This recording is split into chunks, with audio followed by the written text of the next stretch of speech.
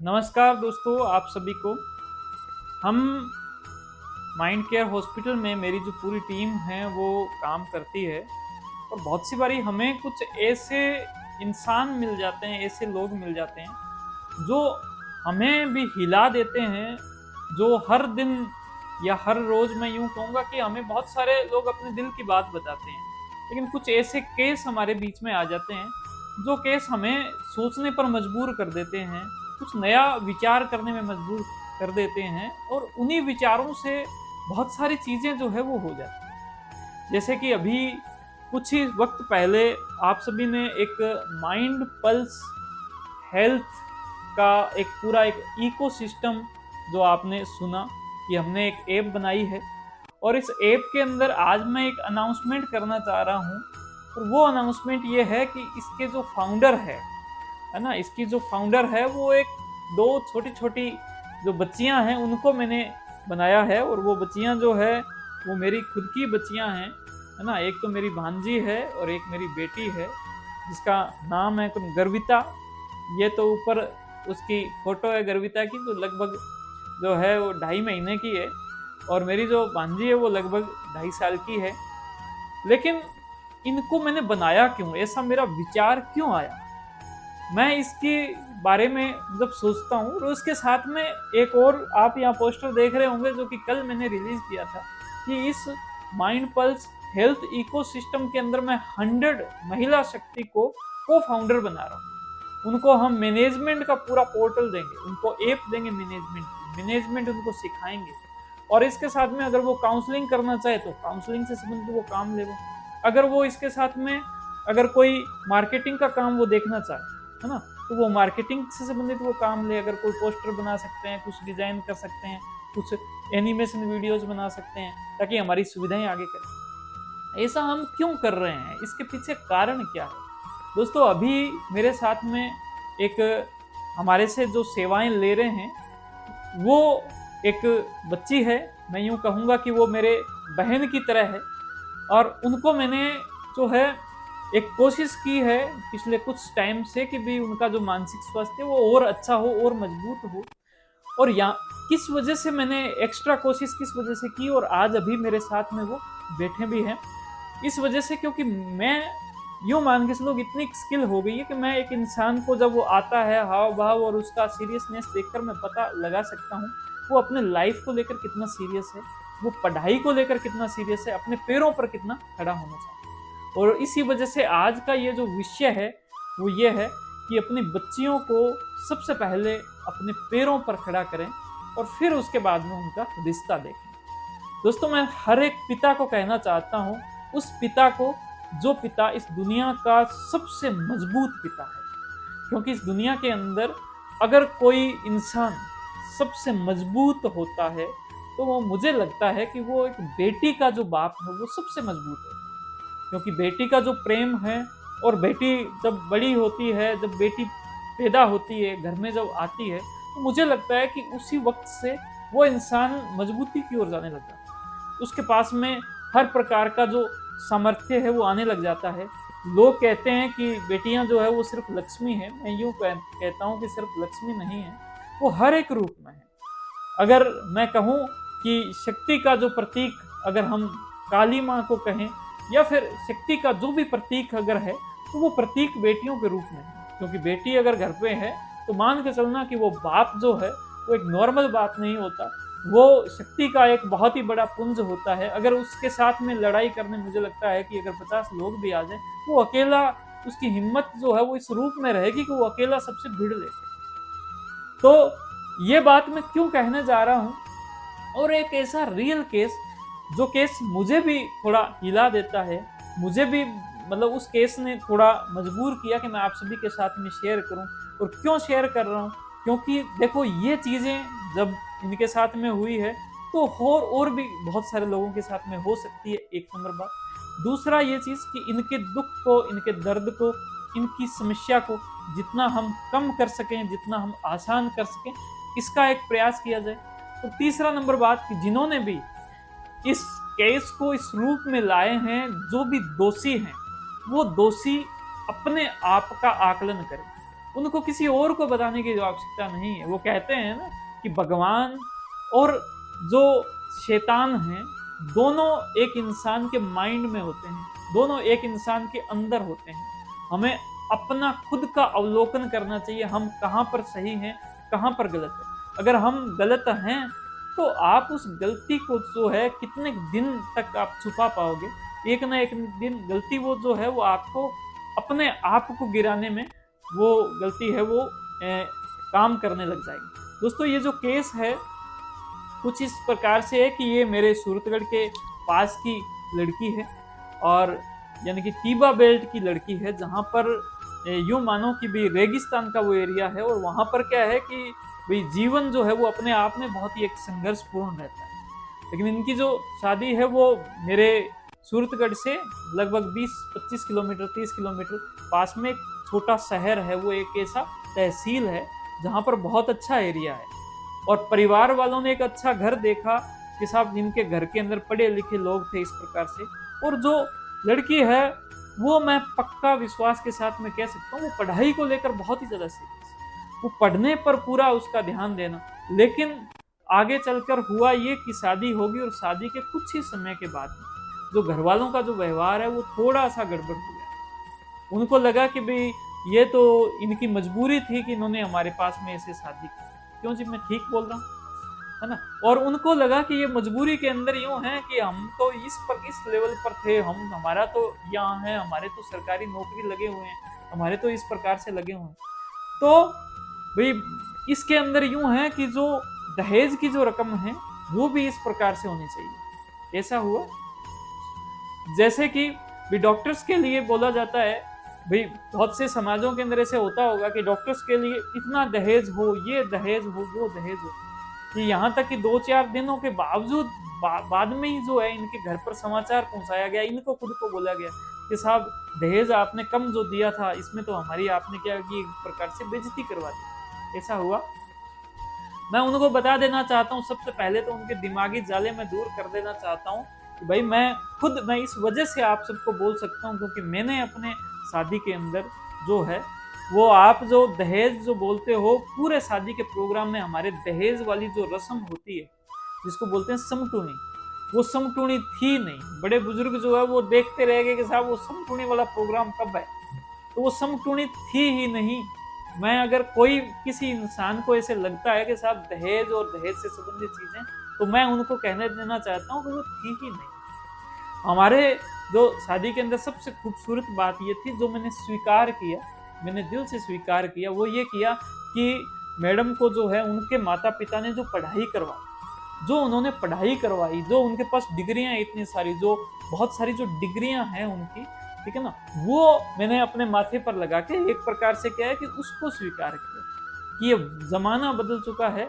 शिक्षा जो है वो लक्ष्मी से, मैं यूं कहूंगा कि पैसे, रुपये पैसे से, सामानों से, इन सब से कहीं ऊपर है। अगर किसी घर के अंदर शिक्षा नहीं है तो वहां पर या तो लक्ष्मी आएगी नहीं, है ना, या फिर यूं आ गई तो वो टिकेगी। ठीक है, तो ये बात सबसे पहले। दूसरा, उसके बाद में लगभग आपकी शादी कितने टाइम चली थी? 1 साल। लगभग 1 साल के अंदर इस प्रकार की चीजें रही कि उनको बहुत सारी चीजों के बारे में बोला गया, उनके घर के जो सदस्य हैं उनके बारे में बोला गया, और उस बोलने के बाद में ये परेशान होते रहे और सब कुछ किया, लेकिन इन्होंने अपने घर पे इसके बारे में कोई जिक्र नहीं किया। सही कह रहा हूँ, इन्होंने नहीं किया कि साहब मुझे उस घर ने जो है वो यहाँ पर भेज दिया, मुझे कुछ भी बताना नहीं है। आपने ये सिद्धांत बहुत अच्छे से उसका पालन किया, मैं इसका अप्रिशिएट भी करता हूँ। लेकिन वो जैसे जैसे वो चीजें जो आगे बढ़ी, जैसे जैसे वो चीजें उस प्रकार से आगे बढ़ी, वैसे ही क्या घर वालों का जो व्यवहार है वो और ज्यादा खराब होता है। और उसके बाद में उन्होंने बताया कि उनका इतना खराब व्यवहार हो गया कि जिसमें अगर मेरी कोई गलती है, ये लोग ये इस बात पे कि उनको मैं पूछना चाहती हूँ, क्योंकि इनके माइंड में जब भी वो पुरानी वो सारी चीजें आती है तब इनका मन जो है बहुत ही ज्यादा विचलित हो जाता है, बहुत ही ज्यादा परेशानी में आ जाता है, ये पढ़ाई भी नहीं कर पाते और भी सारा चीज नहीं। लेकिन ये कहना चाहते हैं, मुझे सबसे बड़ा दुख इस बात का है कि मेरी गलती क्या थी, मेरी मैंने ऐसा कौन सा पाप कर दिया था तो मुझे वो बताया तो जाए।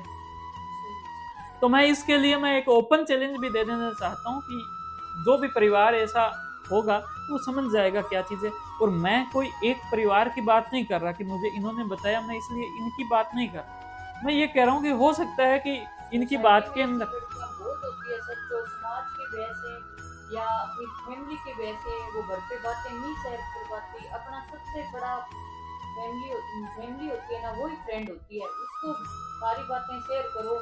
अपनी को अगर आप खुद गलत नहीं है तो झुकने की हर जगह क्या दिक्कत है? ये तो समाज के पीछे ये समाज को ले जा रही है बिल्कुल। लड़कियां। तो मैं यूँ एक ये भी मेरे विचार में है, दिमाग में है कि अगर इनकी कोई गलती है या फिर भई उनको लगता हो कि ये चीज़ें इस प्रकार से नहीं है, तो मैं चाहता हूँ कि वो भी ओपन डिस्कशन के लिए आए। वो मुझसे कभी भी वो बात कर सकते हैं, मिल सकते हैं। मैं भी चाहूँगा कि भई दूसरे पक्ष का जो है वो क्या उसके अंदर उनका इन्वॉल्वमेंट है। दूसरा सबसे इम्पोर्टेंट बात मैं ये कहना चाहता हूँ जो मुझे बहुत ही एप्रिशिएट लगी कि इन्होंने अपना जो ध्यान है वो पढ़ाई से कभी हटाया नहीं। बहुत सारी चीज़ें उनके लाइफ में हुई, बहुत सारी चीज़ें वो रही, बहुत सारे दुख तकलीफ कष्ट रहे। यहाँ तक कि इन्होंने ये कहा कि एक बार जो मुझे फिजिकली मतलब तौर पर मुझे टॉर्चर करने का एक प्रयास किया गया जिसमें कोई फिनाइल से या फिर इस प्रकार से ऊपर घेर दिया और वो सारी चीज़। लेकिन मैं इसके अंदर एक बात और कहना चाहता हूँ कि दोस्तों शादी करनी जो है वो बहुत ही आसान है। शादी करनी बहुत ही आसान है, उस शादी को निभाना जो है वो मुश्किल है। उसको निभाने के अंदर जो सिद्धांत काम में आते हैं, निभाने के अंदर जो जिम्मेदारियां काम में आती है, जिस पति को परमेश्वर समझा जाता है कि पति परमेश्वर, उस पति के को परमेश्वर की एक जिम्मेदारी भी पता होनी चाहिए। उसकी जिम्मेदारी ये है कि एक पुरुष की जिम्मेदारी है कि भाई वो अगर एक शादी का बंधन अगर उसने किया है और अगर उसने ये जिम्मेदारी लेने का अगर सोचा है तो ये उसकी जिम्मेदारी होती है कि वो एक लड़की को अपने घर पे लाया है, उसको एडजस्ट होने का समय भी देवें, उसके एडजस्टमेंट के लिए अपने परिवार के साथ में थोड़ा सा वो तालमेल बिठा के रखें। मैं अपने घर के अंदर अगर एडजस्टमेंट में कहीं मुझे लगेगा तो मैं अपने घर वालों को पहले बोलूंगा कि आप थोड़ा सा पहले आप एडजस्ट करें, फिर मैं जो है मेरे साथ में जो आई है उसको फिर मैं बोलूँ। ये बात कहीं ना कहीं आपको सर सही सीखनी कोई चाहिए। भी गलत हो, सही को सही और गलत को गलत बोलो। जी। दूसरा इसके साथ में एक और बहुत ही बड़ी बात यह है कि देखो शादी हुई, एक डेढ़ साल हुआ और उसके बाद में ये स्थिति इस प्रकार से होगी कि अब उसके बाद में कोर्ट कचहरी का जो होने लगे। मैं यूँ चाहता हूँ कि ये जो सारी चीज़ें हैं, क्योंकि शादी के बाद में आपकी जो अडेप्टेबिलिटी है, आपका जो एडजस्टमेंट है, वो एक बहुत ही इंपॉर्टेंट चीज़ हो जाता है। और इसका समाधान है, इसका समाधान क्या है? इसका समाधान बातचीत के माध्यम से। अगर आप बातचीत के अंदर जाएँ, अगर आप काउंसलिंग के माध्यम से जाएँ तो ऐसी बहुत सारी बातें आपको पता चलेगी कि 6 महीने पहले आप सबका जो माइंड था, दोनों परिवारों का जो माइंड था, वो एक-दूसरे के लिए पॉजिटिव था। लेकिन 6 महीने बाद में, 1 साल बाद में दोनों परिवारों का माइंड जो है वो एक-दूसरे के लिए पॉजिटिव रही ना।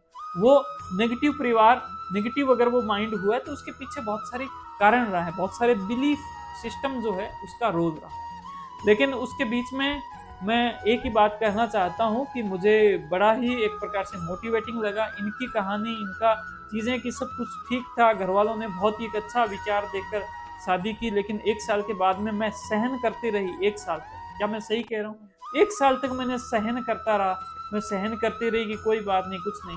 लेकिन चीज़ें जब इस प्रकार से हो गई कि बहुत ही ज़्यादा जब हो गया, उनको लगा और उनके ये स्टेटमेंट भी बताए कि साहब ये तो कुछ बोलती नहीं, इसको तो भले कुछ भी बोलो, हमने इसको ये कहा, ये बोला, ये समझाया, फिर भी ये कुछ नहीं बोलती है, इसका मतलब इसके अंदर तो दिमाग ही कम है। जबकि एक्चुअल में मैंने इनकी जो यानी कि जो एकेडमिक जो मैंने जो इनकी स्किल्स है वो इनमें देखी है। और साथ में इन ये जैसे मुझे कुछ जो अपनी जो शिक्षाएं जो है वो बता रही है कि भाई इनकी इतनी सारी जो है वो इन्होंने डिग्री कर रखी है, इसके साथ में और भी बहुत सारी चीज़ें जो है वो कर रखी है इन्होंने। तो एकेडमिक तौर पर बहुत ही अच्छा। मैं तो ये कहना चाहता हूँ कि भाई ऐसी जो लड़की है वो हर घर के लिए एक लक्ष्मी का रूप है, क्योंकि उसकी जो पढ़ाई, उसका जो एकेडमिक जो स्किल्स होती है वो इस घर को एक महान बनाती है। तो इस केस को जितना ज़्यादा हो सके उतना ज़्यादा हम सब मिलकर इस केस को सॉल्व किया जाए। इसके लिए मैं एक तो मैं निवेदन ये भी करना चाहता हूँ हमारे जो वकील साहब हैं, क्योंकि ये केस अब जब कोर्ट में चला गया तो वहाँ पर भी बहुत अच्छे से जो सुनवाई बहुत अच्छे से हो, किसकी क्या गलती क्या कुछ निकालने के लिए। तो मैं वहाँ पर चाहता हूँ कि जो हमारे जो वकील साहब है राकेश नायक जी, तो वो भी अपना जो योगदान है इसके अंदर वो देवें। दूसरा, मेरी एक दिली इच्छा है कि भले कोर्ट कचहरी हो गया हो, भले किस प्रकार से किसी भी स्थिति में पहुंच गया हो, संभावना हमेशा एक रहती है सब चीजें नॉर्मल होने की। हो सकता है कभी हमने कुछ गलतियां कर ली हो सकता है कभी सामने वालों ने गलतियां कर ली, सामने वालों ने भी माहौल को देख के गलतियां कर ली। अगर जो सामने का जो आपके ससुराल का जो परिवार है, आप यकीन मानो कि अगर वो परिवार अगर मान लो अमेरिका में होता तो क्या वो ऐसा बर्ताव करता? अगर वो परिवार अगर किसी जयपुर में होता तो वो क्या ऐसा बर्ताव करते? अगर वो कोटा में होता तो ऐसा बर्ताव करते? अगर वो दिल्ली में होता? अल्टीमेटली क्या है कि उनके माइंड ने आपके साथ में वो ऐसा रिएक्शन किया, और उनका जो माइंड है वो यूं मानो कि भाई उनके इन्वायरमेंट की वजह से थी। एक्चुअल में ये जो समस्या है इसका जो जड़ है वो सोसाइटी है, इसका जड़ समाज है। समाज ये कहता है कि साहब इज्जत जो है वो दहेज के साथ जुड़ी है। समाज ये कहता है कि साहब बेटियां तो जो है ना वो पराए घर में जाती, समाज ये कहता है बेटियां जो है ना वो तो बोझ है ना।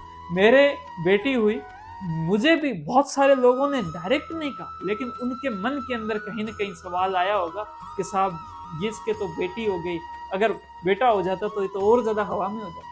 जबकि उनको कहना चाहिए, उनको मैं ये कहना, मुझे भले मेरे सब चीजों को देखकर उनको लग सकता है कि आपके घर के अंदर जो बेटा है, आप आज नोट कर लो, लिख के रख लो कि वो बेटा इस हाइट पर जाएगा और मेरे घर की बेटी आपके बेटे से और आगे चली जाएगी। ये मेरा जोश है, ये मेरा विश्वास है ना। आप भले बेटा हो घर पे, भले बेटी हो, दम जो है वो पिता के अंदर होता है, दम जो है उस परिवार में होता है, दम जो है उसके माता पिता में होता है, दम उसके एनवायरमेंट में होता है। उसको कैसे आप बड़ा करते हो, दम इस बात में नहीं है कि वो बेटा है या बेटी। तो बेटा या बेटी होने से वो नहीं है, इस समाज की ये बहुत सारी कुरीतियां थी, है ना।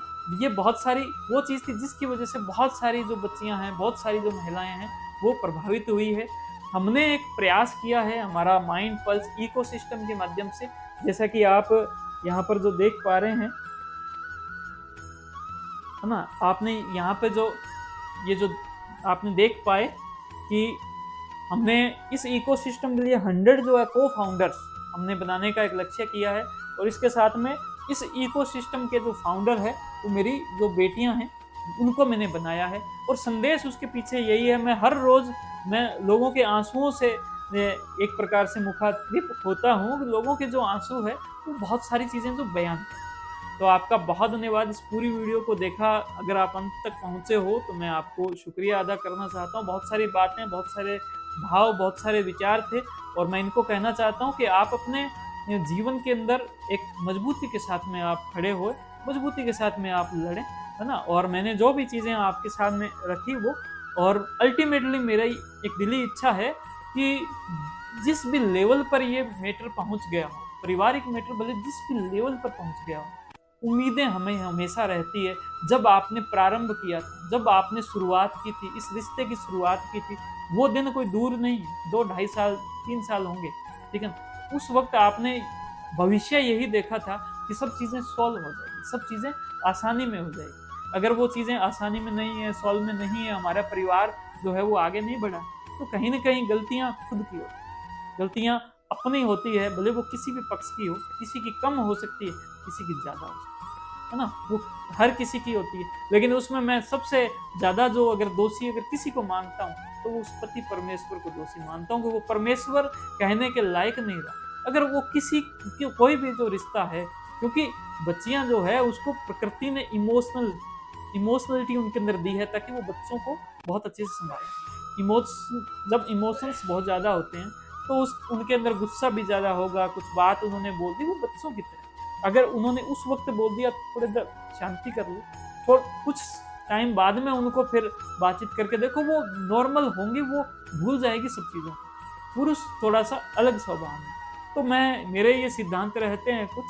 तो आप सभी का बहुत धन्यवाद फिर से, थैंक यू। इस वीडियो को ज़्यादा से ज़्यादा शेयर करें, इसको लाइक करें।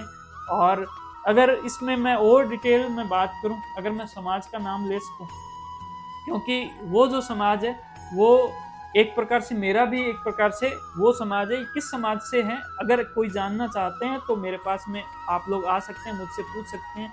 और क्यों जानना है? क्योंकि इन सब चीज़ों को समाज बैठकर सुलझाता है। हमारा प्रयास सिर्फ़ और सिर्फ़ सुलझाहट का है, हमारा प्रयास उलझाहट का नहीं। तो आपका बहुत धन्यवाद, थैंक यू, जय हिंद, जय